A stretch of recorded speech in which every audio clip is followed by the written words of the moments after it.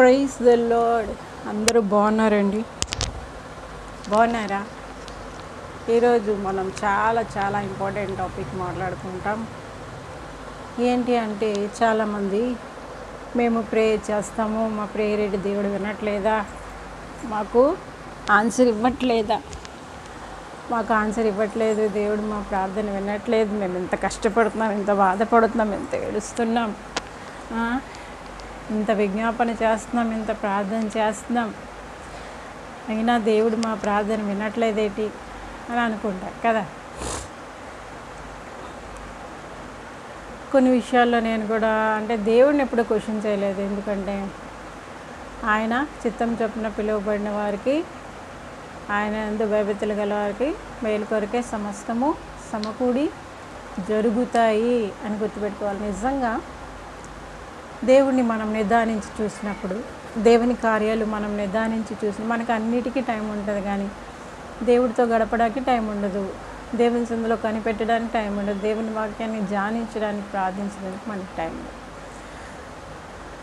నీవెప్పుడైతే దేవుని వైపు నీ హృదయాన్ని, నీ మనసుని, నీ యొక్క జీవితాన్ని, ప్రాణాత్మ శరీరాలు ఆయన తట్టు ఎత్తి పట్టుకొని ఆయనకి ప్రార్థన చేస్తావో, ఖచ్చితంగా ఆయన మీద కాన్సన్ట్రేట్ చేస్తారు.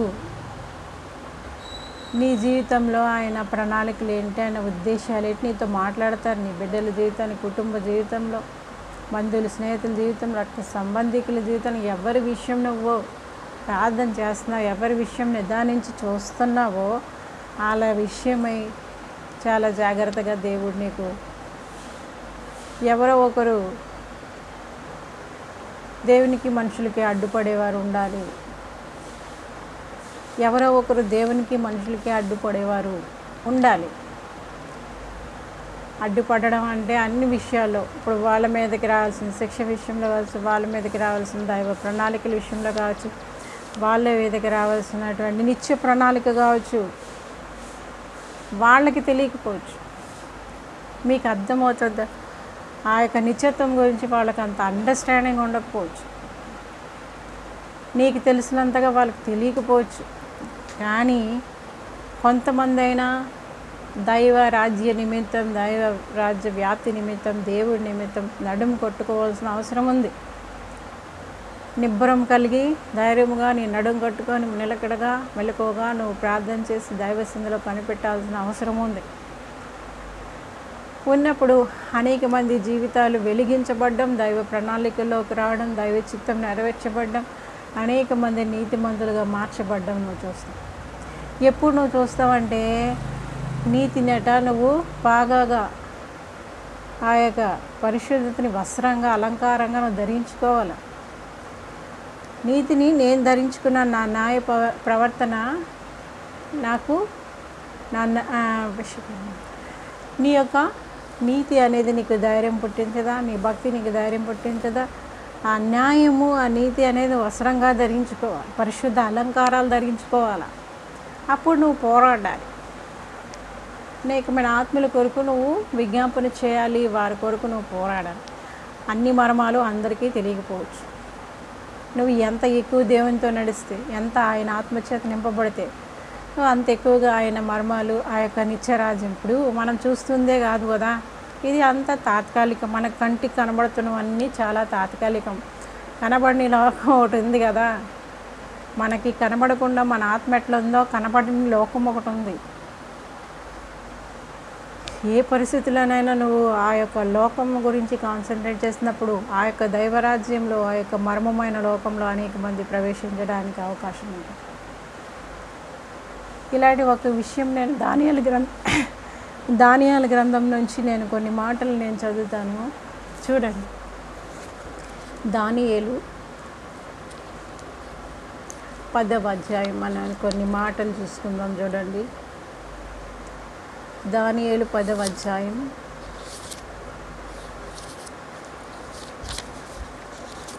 ఎందుకంటే అందరూ ఈ క్షణికమైన లోకం తట్టు, క్షణికమైన లోకాశల తట్టు, క్షణికమైన శరీర ఆశల తట్టు, ఇచ్చల తట్టునే చూస్తారు. కానీ నిత్య రాజ్యం కొరకు, నిత్య జీవం కొరకు ఎవరు ఆలోచిస్తారు? మీరు చెప్పండి నాకు. అదే ఆలోచించాలని నేను అంటున్నా.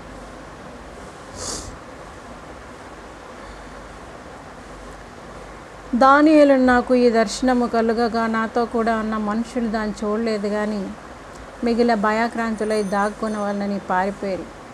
నేను ఒంటరినై ఆ గొప్ప దర్శనం చూచినందున నాలో బలమేమీ లేకపోయాను. నా సొగసు వికారమైన బలం నా యందు నిలవలేదు. నేను అతని మాటలు వింటిని, అతని మాటలు విని నేను నా శిఖరం అవతార బక్కునియా నేలను సాష్టాంగపడి గాఢ నిద్ర పొందిన వాడినైతిని. అప్పుడొకడు చేతితో నన్ను ముట్టి నా మోకాళ్లను అరచేతులు నేల మోపి నన్ను నిలబెట్టి, దానియేలు, నీవు బహుప్రియుడవు గనుక నేను నీ యొద్దకు పంపబడి తిని, నీవు లేచి నిలువబడి నేను నీతో చెప్పు మాటలు తెలుసుకొని మనను. అతడు ఈ మాటలు నాతో చెప్పగా నేను వణుకుచి నిలబడితిని. అప్పుడు అతడు, దానియేలు, భయపడకము, నీవు తెలుసుకొని వలనని నీ మనస్సును అప్పగించి దేవుని ఎదుట నిన్ను తగ్గించుకున్న ఆ మొదటి దినం మొదలుకొని నీవు చెప్పిన మాటలు వినబడినవి గనక నీ మాటలను బట్టి నేను వచ్చి తిని. పారసీకుల రాజ్యాధిపతి 21 దినములు నన్ను ఎదిరించెను. ఇంకా పారసీకుల రాజుల సముఖమని నిలుచుచుండగా ప్రధానాధిపతులలో మిఖాయేలను ఒకడు నాకు సహాయం చేయవచ్చును. ఈ దర్శన సంగతి ఇంకా అనేక దినముల వరకు జరగదు. అయితే దినముల అంతమందు నీ జన్మకు సంభవింపబోయి సంగతిని నీకు తెలియజేయ వచ్చి తిని అని అతడు నాతో చెప్పాడు. అతడి మాటలు నాతో చెప్పగా నేను నా ముఖం నేలకు వంచుకొని మౌనినైతిని. అప్పుడు నరస్వరూపియగు ఒకడు నా పెదవులను ముట్టగా నేను నోరు తెరిచి నా ఎదుట నిలిచిన వానితో ఇట్లాంటిని, నా ఏలినవాడా, ఈ దర్శనం వలన నాకు వేదన కలిగినందున నా బలం తొలగిపోయాను. నా ఏలిన వాని దాసుడైన నేను నా ఏలిన వాని ఎదుట ఎలాగున మాట్లాడుదును? నా బలం తొలగిపోయాను, ఊపిరి విడవలేక ఉన్నానని చెప్పగా అతడు మరలా నన్ను ముట్టి నన్ను బలపరిచి, నీవు బహుప్రియుడవు, భయపడకము, నీకు శుభమవునుగాక, ధైర్యం తెచ్చుకోమని నాతో చెప్పాను. అతడు నాతో ఇట్లనగా, నేను ధైర్యం తెచ్చుకొని నీవు నన్ను ధైర్యపరచుతివి కనుక నా ఏలిన వాడవైన నీవు ఆజ్ఞేయమని చెప్పితిని. అతడు, నేను ఎందుకు నీ వద్దకు వచ్చితును అది నీకు తెలిసినది కదా. నేను పారసీకుడగా అధిపతితో యుద్ధం చేయుటకు మరలా పోయేదును. నేను బయలుదేరుచుండగానే గ్రేకేల దేశం యొక్క అధిపతి వచ్చును. అయితే సత్యగ్రంథమందు వ్రాసినది నీతో చెప్పేదను, మీ అధిపత్యకు మిఖాయేలు గాక ఈ సంగతుల గురించి నా పక్షముగా నిలువ తెగించిన వాడు ఒక్కడూ లేడు.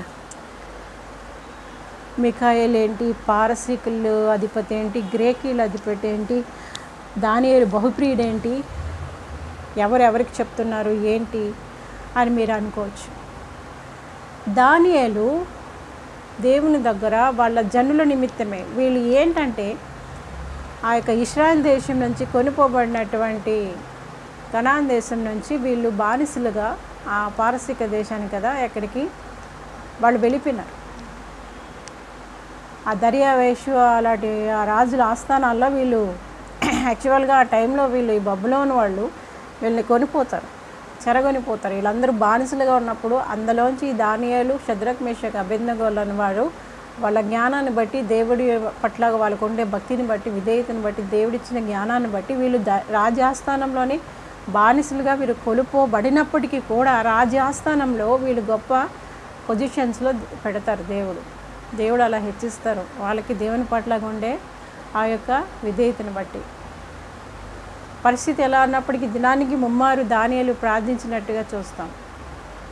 మీకు అర్థమైందా? ఆ యొక్క పరిస్థితుల్లో దానియేలు ఆ జనుల కోసం, వీళ్ళందరూ దైవ జనాంగం కదా, ఇది దేవుడు ఏర్పాటు చేసుకునేవారు కదా ఇశ్రాయేలీలు. ఈ యొక్క జనాంగము ఏంటి ఇలా బానిసలుగా వచ్చారు, మా దేశ పరిస్థితి ఏంటి, త్వరలో సంభవింపబోతున్నటువంటి పరిస్థితులు ఏంటి అని ఈ దానియేలు ప్రార్థించడం ప్రారంభిస్తారు. నువ్వు ప్రార్థన చేస్తుంటే, దేవుడితో మాట్లాడుతూ ఉంటే, దేవుని తట్టు నిదానించి చూస్తూ ఉంటే దేవుడు మర్చిపోడు. నాకు కాదులే అని ఆయన పట్టించుకోరు. ఖచ్చితంగా నీ ప్రార్థనకి జవాబు వస్తుంది. అయితే ఇక్కడ నేను నీకు పంపబడ్డాను, నీకు మెసేజ్ చెప్పడానికి నేను పంపబడ్డాను. కానీ మధ్యలో ఎవరు అడ్డుకున్నారట? పారసీకుల అధిపతి అడ్డుకున్నాడు. ఇక్కడ బాగా అర్థం చేసుకోండి. ఒక్కొక్క జనాంగానికి, ఒక్కో తెగకి, ఒక్కో పరిస్థితికి కొన్ని ఉంటాయండి. మీ అధిపతి ఎవరు? మిఖాయేల్ అని అక్కడ చెప్తున్నారు. వీళ్ళందరూ దేవదూతలండి.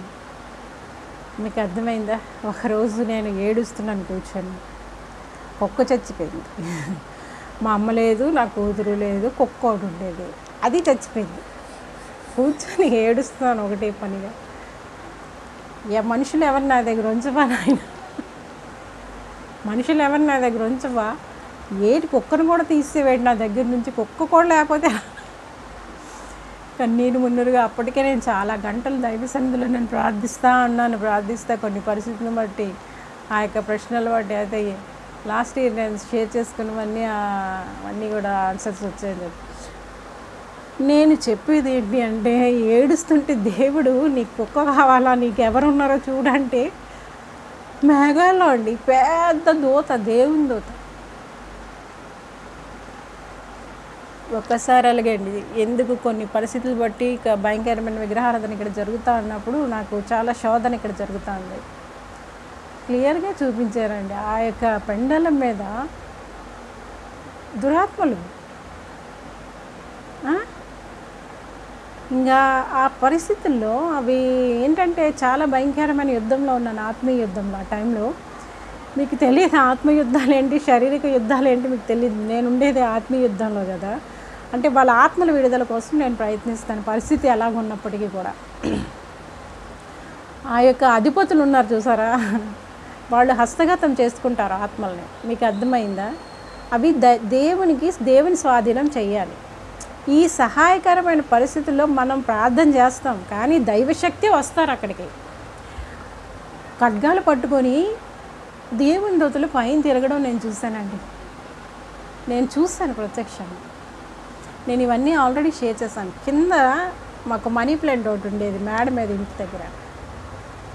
ఆ రాత్రి ఆ పోరాటంలో నిజంగా ఆ యొక్క మనీ ప్లాంట్ ఒక దగ్గర కాలిపోయిందండి. నేను యాక్చువల్గా ఆ రోజు నేను చూసింది ఏంటంటే, ఒక నల్లటి ఒక రెక్కలు కలిగింది ఏదో పడిపోయినట్టు నేను దర్శనంలో చూశాను. తెల్లారులే చూసరికి యాక్చువల్గా నేను ఆ కాలిపోయిన మనీ ప్లాంట్ నేను చూశాను. మీకు అర్థమైందా? నా బిడ్డ విషయంలో కూడా ఈ యొక్క మా అల్లుడు వాళ్ళ జనాంగం నిమిత్తమై, వాళ్ళ జనాంగం ఉంటుంది, వాళ్ళకి ఒక ప్రత్యేకమైన అధిపతులు ఉంటారు. ఇప్పుడు కొన్ని ఏరియాస్కి కొన్ని అధిపతులు, కొన్ని జనాంగాలకు కొన్ని అధిపతులు, ఇట్లా రాజులు అధిపతులు. అంటే ఏంటంటే ఇది స్పిరిచువల్ రీమ్ అన్నమాట, ఆత్మలోకంలో. అంటే వాళ్ళ ఆత్మని స్వాధీనం చేసుకుంటారు వాళ్ళు. వీళ్ళ ఆత్మల్ని రకరకాల అటువంటి బ్యాడ్ హ్యాబిట్స్ కావచ్చు, రకరకాల హ్యాబిట్స్ కావచ్చు, విగ్రహారాధన కావచ్చు, ఇది కావచ్చు, అది కావచ్చు, ఇట్లా ఆత్మల్ని కొల్లగొట్టేస్తారు వాళ్ళు. ఇంకా ఆత్మలు ఇంకా ఇటు మనం లాగుతుంటాం, మనం వాళ్ళ కోసం ప్రార్థన చేస్తుంటాం, అవి ఏం చేస్తాయంటే అట్లా ఆగుతుంటాయి. ఈ పోరాటం అనేది ఒకరోజు 2 రోజులు కాదండి, నేటికి ఈ 12 సంవత్సరాల నుంచి అనుకుంటా నేను ప్రార్థన చేస్తూనే ఉన్నా. ఆత్మకి మొన్నటికి విడుదల వచ్చిందని ఒకరోజు దేవుడు నాకు దర్శనంలో చూపిస్తాడు. ఏమనంటే, నా కూతురు ఆ ప్రశాంత్ని ఇలాగ ఎత్తుకొని పై డ్రెస్ వేసుకుంది, మోసుకొని వచ్చేస్తుంది. అలాగా ఒక్కొక్కటి నల్ల దురాత్మలు లాంటివి, పెద్ద పెద్ద మృగాలు లాంటి మధ్యలో ఆపుతున్నాయి. ఈ పిల్ల అలాగ నడుచుకొని ఎత్తుకొని ఒక దారి గుండా వచ్చేస్తుంది. నేను అక్కడ ఒక బండ మీద నేను నిలబడ్డాను అనమాట. నిలబడి దాన్ని నేను చూస్తుంటే ఆ ప్రశాంత్ ఎత్తుకొని మోసుకొని నా దగ్గరికి వచ్చి దించింది. మమ్మీ నేను ఇంకా ప్రశాంత్ నేను మొయ్యలేను కానీ నువ్వు చూసుకో అని అంటుందన్నమాట. ఆ తర్వాత కొద్ది రోజులకే ఆ పిల్ల ఇక్కడికి వచ్చిందని చెప్పి నాకు అర్థమైంది. విషయం ఏంటంటే, ఆ బిడ్డ మోసినంతవరకు నిజంగా ఆ యుద్ధంలో, ఆ పోరాటంలో, ఆ యొక్క కుటుంబ రక్షణ విషయంలో, ఆ బిడ్డ రక్షణ విషయంలో ఆ బిడ్డ బాధ్యత ఆ బిడ్డ తీర్చుకుంది నిజంగానే. నేను ఇవన్నీ ఎందుకు చెప్తున్నాను అంటే, ఆత్మ విషయాలండి ఇవి. ఆత్మలోకం అనేది ఒకటి ఉంది మనకి కూడా. దూతలు అంటే ఇప్పుడు 7 నక్షత్రాలు ఆయన చేత పట్టుకున్నారు, 7 దీపస్తంభాలు, 7 నక్షత్రాలు. ఆల్రెడీ ప్రకటన గ్రంథంలో నేను మాట్లాడాను. ప్రతి ఒక్క సంఘానికి ఒక దేవదూత ఉంటారు. నేను ఆ రోజు చూస్తాను కొన్ని సంవత్సరాల క్రిందట, అదే ఆ 12 సంవత్సరాల కిందటే అనుకుంటా చూస్తుంటాను నేను. ఏమో నాకు ఎన్ని సంవత్సరాలు నాకు ఎగ్జాక్ట్ గుర్తులేదు. నేను చెప్పేది ఏంటి అంటే, మనం ఏదైనా ఒక పరిస్థితి గురించి, ఒక జనాంగం గురించి, ఒక వ్యక్తి గురించి మనం ప్రార్థిస్తూ ఉంటాం. మొన్న నాకు రీసెంట్గా వచ్చింది ఒక దర్శనం. నేను ఎక్స్పెక్ట్ చేయనప్పుడు వస్తాయండి. మనం అలా చూసి ఏది చెప్తారు నేను ఆలోచించను. అది అలా వెళ్ళిపోతుంది. అలాగే నేను కొనసాగుతూ ఉంటాను. రాత్రి అనక పగలనక నేను కొనసాగుతూ ఉంటాను దేవునితో. ఎక్కువ నైట్ అనేది అంటే ఒక నైట్ అని కాదు, ఎర్లీ మార్నింగ్ మొదటి గడియ, 2 గడియ, 3 గడియ అంటే 1 గంట, 2, 3 ఈ పరిస్థితుల్లో దేవుడు మీకు మర్మాలు మాట్లాడుతూ ఉంటారు. చాలా ప్రశాంతంగా దేవునితో మనం కనిపెట్టవచ్చు. అయితే చాలా నైట్ ఈ మధ్య అసలు వితౌట్ ఆబ్సెన్స్ నేను అసలు అబ్సెన్స్ లేకుండా ఆ యొక్క ఎర్లీ మార్నింగ్ ప్రేయర్కి నేను కూర్చుంటూనే ఉన్నాను. ఎన్ని గంటలు కూర్చుంటున్నాను నాకే తెలియట్లేదు. అయితే ఒక దర్శనం దేవుడు ఇస్తున్నారు. ఏంటి అంటే ఒక పెద్ద డోర్ అన్నమాట. అంటే అది పరలోక సంబంధమైన గదినే. నేనేటి చేస్తున్నానంటే, ఒంటే సూది బెజ్జంలో దూరుతుందేమో కానీ ధనవంతులు దైవరాజ్యానికి వెళ్ళలేరు అనేసి అంటే, నేను పెద్ద ఇంత తాళ్ళు అండి, లావుపాటి తాళ్ళు ఆ సూది బెజ్జంలో దూర్చడానికి ట్రై చేస్తున్నాను. మీకు అర్థమవుతుంది. మా వాళ్ళందరూ ధనవంతులే కదా, అందరూ ఎటువైపు చూసినా ధనవంతులే కదా. సో ఆ సూది బెజ్జంలో ఇక్కడ ధనాన్ని బట్టి వాళ్ళకి ఇంకా దేవుడు అనేటువంటి ధ్యాస కొన్నిసార్లు మర్చిపోతూ ఉంటారు వాళ్ళు. ఈ ధనం, ఈ డబ్బు, ఈ యొక్క సంపాదన ఈ పరిస్థితుల్లోనే అందరూ అలాంటి బ్యాచే, మనం తప్పించి. మనం దేవుడిలో ధనవంతులు. సో ఏంటి అంటే, నేను ఆ సూది బెజ్జంలో అవి దోపడానికి ట్రై చేస్తూ ఉంటున్నాను. ఈ లోపల మా మేనల్లుడు చందు అని ఆడు మా అన్నయ్య కొడుకు చిన్నోడు వచ్చి నాకు షేక్ హ్యాండ్ ఎత్తున్నాడు. ఈ లోపల మా జనాంగం అంతా కనబడుతున్నారు. At the same time Prashant mummy కనబడుతున్నారు. వదినా మీరు కూడా ఎక్కడ ఉన్నారా? నాకు అర్థమైంది, కుటుంబానికి రక్షణ ఉంది. నేను ఇదివరకు వాళ్ళ నాన్నమ్మ గారి గురించి కూడా చెప్పాను కదా, ఆత్మ ఎలా రక్షింపబడింది అనేదాన్ని షేర్ చేసుకున్నాను. ఎందుకంటే నేను ఆత్మల లోకంలో ఎక్కువ విహరిస్తాను కనుక ఇదేదో నా గొప్పతనం అని నేను చెప్పను. మీకు రేపు ఇంకో మంచి టాపిక్ నేను చెప్తాను. ఆత్మలో ఎప్పుడు కూడా మనం గొప్పవాళ్ళగా మనం ఫీల్ అవ్వకూడదు. ఎందుకంటే క్రీస్తు యేసు కలిగిన ఈ మనస్సు మీరు కలిగి ఉండాలి. ఏం కలిగి ఉన్నారు క్రీస్తు యేసు? ఆయన పరలోక భాగ్యాన్ని విడిచిపెట్టకూడని భాగ్యం అని ఆయన ఎంచుకోలేదు, కానీ నరస్వరూపి మన కోసం వచ్చి మన కొరకు ఆయన ప్రాణం ఇచ్చి రక్తం కాచారు. దాసుడుగా వచ్చారు, రిక్తుడుగా వచ్చారు. రిక్తుడు అంటే ఏమీ లేనివారుగా, ఏ రెప్యుటేషన్ లేదు. క్రీస్తు యేసు కలిగిన మనస్సుని మనం కూడా కలిగి ఉండాలి. అది అసలు ఈరోజు నేను మాట్లాడడానికి నేను అనుకున్నాను. నిన్న దేవుడు కానీ తెల్లారి వేకుజామునే ఈ యొక్క మర్మాల దేవుడు మాట్లాడుతూ ఉంటే, ఇవన్నీ నా ఎక్స్పీరియన్స్ కదా, కొంత షేర్ చేసుకోవచ్చు కదా అని వచ్చాను. ఇలాంటి దర్శనాలు అయితే ఆ దర్శనంలో ఆ పెద్ద డోర్లో మా వాళ్ళంతా, మా అన్నయ్య, తమ్ముడు, మా మేనల్లుళ్ళు, వీళ్ళంతా మేనగోళ్ళు, వీళ్ళంతా ఉన్నారు. At the same time Prashant mummy కూడా ఉన్నారు. ఆవిడ కూడా అదే పనిలో ఉన్నారు. అంటే ఆవిడ ద్వారా మిగతా కుటుంబం కూడా రక్షింపడానికి అవకాశం ఉంది. అట్ ద సేమ్ టైం నేను చెప్పేది ఏంటి అంటే, కొంతమంది విషయాల్లో ఇప్పుడు అందరూ అన్ని చోట్ల ఒకేలా పనిచేయరు. నా బిడ్డ చేయాల్సినంత చేసింది, అక్కడ కార్చాల్సినంత కన్నీరు కార్చింది. అది తీసుకొచ్చి నాకు అబ్జెప్సింది అంటే ఇంకా నేను మొయ్యలేను మమ్మీ అన్న ఒక స్టేజ్కి అది వచ్చేసింది అనమాట. నేను ఇవి ఎందుకు చెప్తున్నాను అంటే, ఇవి దేవుడు నాకు ముందుగుండానే కొన్ని విషయాలు నాకు బయలుపరుస్తూ ఉంటారు. ఆ పరిస్థితుల్లో దేవుడి దగ్గర కనిపెట్టాలి. ఏంటి నాయన ఇన్ని సంవత్సరాలు ప్రార్థించడం, నీ చిత్తం ముందని చెప్పో, మరి పరిస్థితి ఏంటి, ఇక డిస్టర్బెన్సెస్ ఏంటి, ఇవన్నీ మరి దేవుడిని అడుగుతాం కదా. అలాగే దానియేలు ఆ జనాంగం నిమిత్తమై ప్రార్థించడానికి ఆయన కూర్చున్నారు.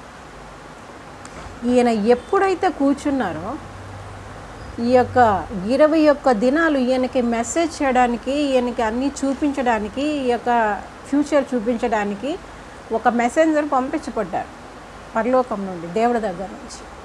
అది రాకుండా, ఆ మెసేజ్ ఈయన ప్రార్థనకి జవాబు రాకుండా 21 దినాలు పారసీకుల అధిపతి పోరాడారు. ఎవరితో పోరాడారు? ఆ యొక్క దూత, ఏ దూత అయితే పంపించబడినారో ఆ దూతతో ఈ యొక్క డార్క్ వరల్డ్ ఉంటుంది కదా, ఈ యొక్క ఎప్పుడు ఈ యొక్క లైట్ వరల్డ్కి డార్క్ వరల్డ్కి కూడా యుద్ధం ఉంటుందండి. ఈ డార్క్ వరల్డ్ అనేది ఎప్పుడు కూడా నీకు పాపానికే ప్రేరేపిస్తుంది. ఈ లైట్ వరల్డ్ అనేది నీకు ఎప్పుడు దైవశక్తితో నింపబడి దేవుని కార్యాల నిమిత్తమై దేవుడి కోసం నువ్వు బహుప్రియుడిగా, ప్రియురాలుగా ఉండగలుగుతావు. దానియేలుని ఇక్కడ ఏమంటున్నారు? దానియేలు నువ్వు బహుప్రియుడవు, నువ్వు మొదటి దినము మొదలుకొని నువ్వు చెప్పిన మాటలన్నీ వినబడ్డాయి. మనం ఇక్కడ ఏం మాటలు చెప్తున్నాం, ఏం బాధపడుతున్నాం, ఏం కన్నీరు కారుస్తున్నాం, ఏం దుఃఖపడుతున్నాం, మన ఉద్దేశం ఏంటి, మన ఆలోచన ఏంటి, మన యొక్క పరిస్థితి ఏంటి అంత ఎవరికి తెలుస్తుంది? అన్నీ దేవుడికి తెలుస్తాయి. కాకపోతే నీకు ఆన్సర్ రావట్లేదని నువ్వు కంగారు పడాల్సిన అవసరం లేదు. నేను ఇది చెప్తున్నాను. కొన్ని నువ్వు ఎక్స్పెక్టేషన్స్కి ఆపోజిట్గా అక్కడ కనబడవచ్చు. బట్ దేవుడు వన్స్ నేను కార్యం చేయగా త్రిప్పేవాడెవరు, నేను నియమిస్తే రద్దుపరిచేవారెవరు. ఆయనకి కొన్ని ఉన్నతమైన ప్రణాళికలు కొంతమందిలో దేవుడు. అయితే యాక్చువల్గా మ్యారేజ్ తర్వాత మల్లుడు ఒకసారి వచ్చాడు. తర్వాత మొన్న ఈ యొక్క పరిస్థితుల్లో తను వచ్చేదానికి ముందు దేవుడు 2 రోజుల నుంచి మాట్లాడుతున్నారు. యవనస్తులు శ్రేష్ఠులైన యవనస్తులు అరుణోదయ గర్భంలోంచి పరిశుద్ధ అలంకృతులై వస్తారు అని మాట్లాడుతుంటే నాకు ఖచ్చితంగా ఈ యొక్క నీ హస్బెండ్ మారుతాడు అని దేవుడు నాకు ముందే చెప్పాడు. మీకు అర్థమవుతుందా? ఆ అబ్బాయి చెప్తున్నాడు, ఆంటీ నేను చర్చికి వెళ్ళానండి, నేను చర్చికి వెళ్తానని నేను మొక్కుకున్నానండి అని చెప్పి ఆ అబ్బాయి చెప్తున్నాడు. మీకు అర్థమైందా? అంటే వాళ్ళ విషయంలో ఇక్కడ ఎవరు రియాక్ట్ అవుతున్నారంటే దేవుడు రియాక్ట్ అవుతున్నారు. ఎందుకు అంటే వాళ్ళు కానీ వాళ్ళ కుటుంబం కానీ నశించిపోవడం, నాశనం అవడం, అగ్నిలోకి వెళ్ళడం దేవుడికి ఇష్టం లేదు. వాళ్ళ నాన్నమ్మ గారిని ఎంత అద్భుతంగా రక్షించారు. ఇది ఒక ప్రణాళిక. ఇప్పుడు ఒక్క రోజుతో ఒక్క పూటతో ఈరోజు నేను మంచిగా ఉంటాను లేకుంటే కాదు. మన క్రియలు అనేవి వెనక్కి వస్తాయి. అంటే మనం గొప్పోళ్ళమనో మంచోళ్ళమనో కాదు. ఇప్పుడు కొర్నేలి ఉన్నాడండి, ఆయన ధర్మకార్యాలన్నీ ఎవరు చూశారు? దేవుడు చూశారు కనుక పేతురుని అక్కడికి పంపించారు. ఆ విధంగా కొర్నేలి, ఆయన కుటుంబం, ఆయన బంధువులు, స్నేహితులు అందరూ రక్షింపబడ్డారు. నీ క్రియలన్నీ నీ వెనక్కి వస్తాయి. ఏమో ఆయన దయా సంకల్పము, ఆయన కృప ఎవరి పట్ల విస్తరించుందో మనం చెప్పలేము. ఆ కృపకి వాళ్ళ పాత్రలు ఈ మాట నేను ఎప్పుడో చెప్పాను, అది కంటిన్యూ అవుతుంది. 21 రోజులు ఆపబడినని ఎవరు ఆపారు? ఆ పారసీకుల అధిపతి నువ్వు దానియేలు, నువ్వు బహుప్రియుడు, నీకు శుభమవుతుంది, నువ్వు దేవుడికి చాలా ప్రియమైన వాడివి. మనం ఎప్పుడైనా దేవునికి ప్రియులుగా ఉన్నామా లేదా చూసుకోవాలి. ఇది క్వశ్చన్. ఇది దేవునికి ప్రియమైన బిడ్డలుగా నువ్వు ఉంటే నీకు తెలియనివి ఏముండవు, నీకు వేడని మర్మాలు ఏముండవు, దేవుడు నీకు చెప్పని విషయాలు ఏటుండవు, నీకు ఇవ్వని ఆశీర్వాదాలు కూడా ఏముండవు. కానీ క్షణికమైనటువంటి ఆశీర్వాదం ఎప్పుడు క్రీస్తు యేసుకు శిఖరం అవుతారు. బాబా క్రీస్తు యేసుకు కలిగిన మనస్సే మనం కలిగి ఉండాలి. ఆయన రిక్తుడిగా వచ్చారు, ఆయన దాసుడుగా వచ్చారు, శిష్యుల పాదాలు కడిగినంతగా ఆయన మాదిరి పెట్టి వెళ్ళారు. మీరు ఎవరు తగ్గించుకుంటారో వారు హెచ్చింపబడతారు. ఆత్మ విషయమే దీనులైన వారు ధన్యులు. ఎవడు దీనుడై నలిగిన హృదయం గలవాడైన మాట విని వణుకుతున్నాడు వాణ్ణే దృష్టిస్తున్నాడు. కొంతమంది వాళ్ళ అతిశయం, వాళ్ళ పరిస్థితి చూస్తున్నప్పుడు మనకి డౌట్ వచ్చేస్తూ ఉంటుంది, నిజంగా వీళ్ళు దేవుని బిడ్డలేనా కాదా అనిపిస్తూ ఉంటుంది కదా. సో అలాగ ఉండకూడదు. మనము క్రీస్తు యేసుకు కలిగిన మనస్సుని కలిగి ఉండాలి. దాసుడుగా ఆయన వచ్చారు, దేవుడితో ఉండేది. ఆయన ఆది సంభూతుడు, ఆధారభూతుడు, అల్ఫా ఒమేగా, ఆది అంత మొదటివాడు, కడపటివాడు. ఆయన లేకుండా ఏమీ లేదు.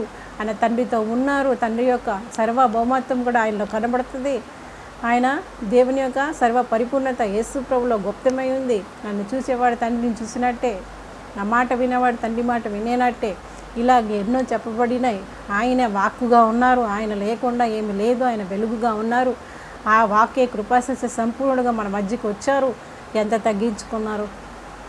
దేవునితో ఉండడం అనేది, ఆ యొక్క పరలోక సౌభాగ్యం అనేది విడిచిపెట్టకూడని భాగ్యం అని తెలిసినా కూడా ఎంతో తగ్గించుకొని ఆయన వచ్చారు. అంటే క్రీస్తు యేసుకు కలిగిన మనసు, ఆ తగ్గింపు అనేది మన హృదయంలో ఉండాలి. అతిశయపడ్డానికి లేదు ఏ పరిస్థితిలో కూడా.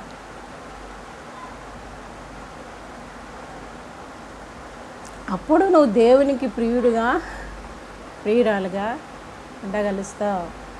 ప్రియుడేడి అంటే ప్రియుడు ఎప్పుడు మనకి మీడియా చూపించిన బ్యాడ్ థాట్స్ తప్ప ఇష్టమైన వారు అంటే దేవునికి ఇష్టమైన వారు అని అర్థం.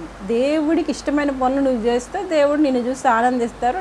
నువ్వు దేవుడికి ఇష్టమైన వానిగా ఉంటావు, వ్యక్తిగా ఉంటావు. అప్పుడు నీ ప్రార్థన ఆయన విని త్రోసివేయరు.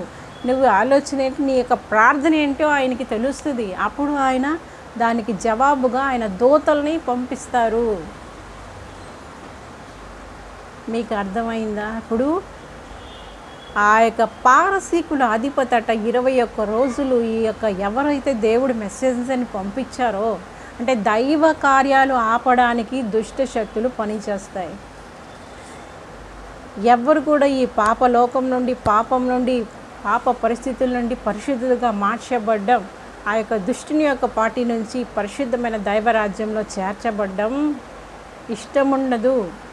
అందుకోసం కొన్ని అధిపతులు కొంతమంది పని చేస్తారు. అందుకే మనం పోరాడుతుంది మనుషులతో కాదు, దురాత్మ సమూహాలతో, అంధకార లోకనాథులతో, ప్రధానులు ఆ యొక్క ఇక్కడ ఎలాగ రూలింగ్ పార్టీస్ ఉంటాయి, ప్రభుత్వాలు ఉంటాయి, అలాగే డార్క్ వరల్డ్లో, లైట్ వరల్డ్లో కూడా ఆ రూలింగ్ పార్టీస్ ఉంటాయి. అది స్పిరిచువల్ రీమ్ అంటారు. ఆత్మనేత్రాలు నీకు ఓపెన్ చేయబడితే నీకు ఆ మనోనేత్రాలకి లోక సంబంధమైన దేవత గురుడితనం కలుగు చేస్తుంది. ఎప్పుడైతే నీ మనోనేత్రాలు వెలిగింపబడతాయో అప్పుడు నీ గురుడితనం అంతా పోయి ఆత్మ విషయాలు నువ్వు తేరిపార చూడడం ప్రారంభమవుతుంది. అసలు నువ్వు ఉండేదే ఆ పార్టీలో అయితే ఇంకా దేవుడి కోసం నువ్వు ఎందుకు దానిని చూస్తావు? ముందు ఆ పార్టీ నుంచి ఇటు రావాలి. నువ్వు ఆ యొక్క డార్క్ వరల్డ్ నుంచి నువ్వు లైట్ వరల్డ్కి నీ అడుగులు వేయడం ప్రారంభించాలి. అడుగులు వేయడం ఎప్పుడు ప్రారంభిస్తావో ఖచ్చితంగా నీకు అపోజిషన్ అనేది ఉంటుంది, ఉండకుండా ఉండదు. ఖచ్చితంగా దుష్టుడు నీ స్టెప్ బ్యాక్ లాగేడాకి అన్ని విధాల ప్రయత్నిస్తాడు. బట్ దేవుని ముందు బలవంతుని చేతిలోంచి దేవుడు విడుదల చేయగలడు. ఆ యొక్క పార్టీ ఎంత బలవంతుడు అయినప్పటికీ కూడా, ఆ అధిపతులంత బలవంతులు అయినప్పటికీ కూడా నీ ఆత్మని విడుదల చేసే శక్తి దేవుడికి ఉంది. మీకు అర్థమైందా? నేను ఇవి దేవుడు నాకు చూపించిన మర్మాలు నేను చెప్తున్నా. ఒక ఆత్మ విడుదల పొందుకోవాలన్నా, ఒక నిజంగా దైవరాజ్యంలో పాలిభాగస్తులుగా ఉండాలన్నా, దైవరాజ్యానికి వారసులుగా ఉండాలన్నా ఎంత పోరాటం వెనకుంటుందో మీకు తెలుసా? మీకు అర్థమైందా లేదా? ఇలాగా కోకొల్లలుగా మా అన్నయ్య కుటుంబం కావచ్చు, మా తమ్ముడు కుటుంబం కావచ్చు, ఇలాగా ఇవన్నీ ఇక్కడ పరిస్థితులన్నీ కూడా నేను చెప్పాను. ఇవన్నీ నేను ఎందుకు చెప్తున్నాను అంటే, ఎప్పుడు పోరాటం ఉంటుందండి. మన బాధ ఏంటి? ఆ యొక్క చీకటి లోకం నుండి ఆత్మలు రావాలి అని మన పోరాటం. అవేం చేస్తాయంటే వెనక్కి లాగుతూ ఉంటాయి. అయినప్పటికీ బలవంతుడు బంధించే వారిని సైతం విడుదల చేసేవారు ఎవరు? దేవుడు, సర్వశక్తిమంతుడు, ఆల్మైటీ. ఇదంతా అదే. నేను మళ్ళా కూలంకషంగా ఒక్కొక్క పాయింట్ కూడా మీకు వివరిస్తాను ఇది డీటెయిల్డ్గా. ఏంటంటే అండి, ఆ యొక్క 21 దినాలు ఆపినప్పటికీ కూడా ఆ మెసెంజర్ ఎవరి దగ్గరికి వచ్చారు? ఆ దేవుని దూత అనేవారు ఈ యొక్క దానియేలు దగ్గరికి వచ్చారు. ఈయన ఒంటరిగానే ఉన్నాడు. చూసిన వాళ్ళు అందరూ పారిపోయారు. ఈ దర్శనం ఎప్పుడు వచ్చింది? పారిపోయారంట. అంత ఉండేవాళ్ళు. ఒంటరిగానే ఉన్నాడు. దైవశక్తి వచ్చి టచ్ చేస్తున్నప్పుడు ఇంకా మామూలుగా ఉంటారు. ఈయన పడిపోయాడు. ఓపిక ఏం లేదట ఇంకా ఒంట్లో. ఇంకా దేవునితో ఉంటే ఆ సాహసం అంటే ఆ యొక్క దర్శనాలు చూస్తున్నప్పుడు అట్లానే ఉంటుంది పరిస్థితి. మీకు అర్థమైందండి?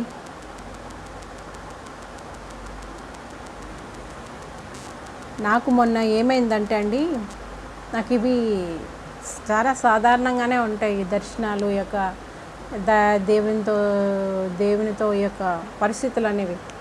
చాలా క్లియర్గా మా అమ్మ నన్ను పిలుస్తుంది, నిమి నిమి అంటుంది అన్నమాట. చాలా మా అమ్మ స్వరమే నాకు వినబడుతుంది. నేను మా అమ్మే అనుకుంటాను కదా. నాకు అక్కడ అర్థమవుతుంది ఏంటంటే, నేను పడుకున్నాను అన్నమాట.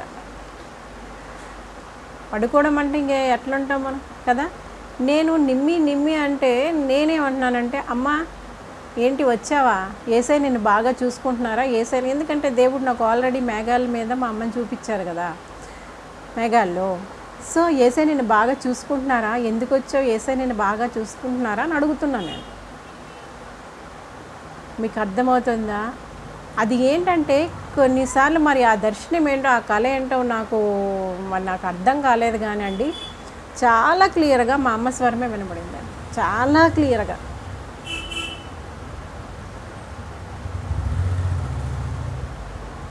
కాకపోతే పడుకున్నప్పుడు చీకటి అనిపిస్తుంది కదా, చీకట్లో మా అమ్మ స్వరం వినబడ్డం. నేను మాత్రం ఆ పడుకున్న టైంలో కూడా నేను ఏమడుగుతున్నానంటే మా అమ్మని, అమ్మ ఏసే బాగా చూసుకుంటున్నారా అంటే జప్పని వెళ్ళిపోయినట్టు నాకు తెలిసింది. మరి ఉలుకు లేదు పలుకు లేదు. అంటే అనేసి ఒకసారి అన్నది, ఆ తర్వాత మరి ఉలుకు. ఈ యొక్క దర్శనాలు నాకు ఎట్లా ఉంటుందండి అప్పుడు, ఏంటి దర్శనం యొక్క పరిస్థితి ఏంటి, ఎందుకు వచ్చినట్టు మా అమ్మ ఇలా ఇంకేదన్నానా, ఎందుకు ఇలా వచ్చినట్టు అని ఉండదా అండి. సో నేను చెప్తున్నది ఏంటి అంటే అండి, ఆత్మలోకం అనేది ఖచ్చితంగా ఉందండి. ఈ యొక్క దానియేలు ఎప్పుడైతే నిదానించి ఆయన జనుల కోసం ఆయన అడగడం ప్రారంభించారో అవన్నీ కూడా మొదటి దినం మొదలుకొని నువ్వు చెప్పిన మాటలన్నీ అక్కడ వినబడ్డాయి. నేను అప్పుడే పంపించబడ్డాను, కానీ నన్ను ఎవరు ఆపేశారు? మధ్యలో ఈ డార్క్ వరల్డ్ నుంచి వచ్చిన ఆ పారసీకుల అధిపతి ఆపేశాడు. పరిశుద్ధుల ప్రార్థనలు వినబడతాయి, కానీ నీకు ఆన్సర్ వచ్చేటప్పటికల్లా కొంచెం టైం పట్టచ్చు.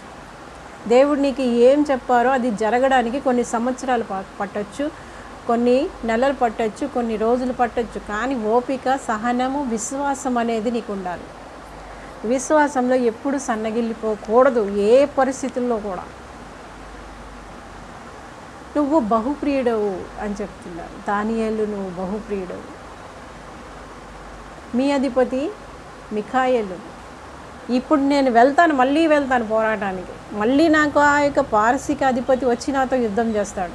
కానీ అట్ ద సేమ్ టైం గ్రేకేల్ అధిపతి కూడా వస్తాడు. చూసారా అండి? కానీ మీ అధిపతి ఉన్నారు కదా, ఇప్పుడు ఈ యొక్క 21 దినాలు నాతో యుద్ధం చేస్తున్నాడు పారసీకుల అధిపతి. ఆ పరిస్థితుల్లో మీ అధిపతి అయిన మిఖాయేలు మాత్రమే నా పక్షంగా ఉన్నారు, ఇంకెవ్వరూ లేరు.